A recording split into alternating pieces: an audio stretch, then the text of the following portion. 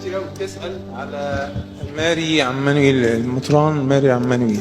انا عن ايه؟ ماري عمانويل. الراجل فكنا عايزين ناخد فكرة نرد ازاي ونقول ايه يا سيدي. اللي هو المطران الاشوري اللي اتعرض للضرب في استراليا.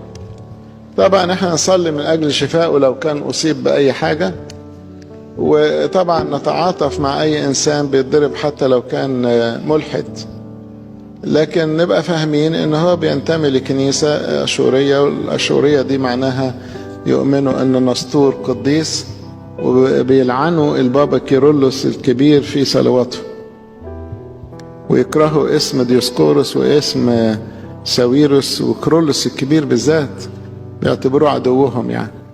وفي صلواتهم في تقديس لنسطور وإهانة يشوفوا احنا كنيستنا. عمركم سمعتوا في القداس نقول ملعون أريوس؟ هم بقى يقولوا ملعون على الآباء بتوعنا في الصلاة.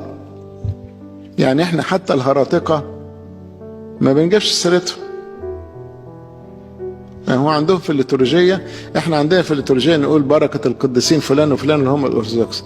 هم بقى يقولوا بركة القديسين بتوعهم وبعدين يلعنوا القديسين بتوعنا، وفي الآخر احنا المتعصبين. فربنا يسترها علينا.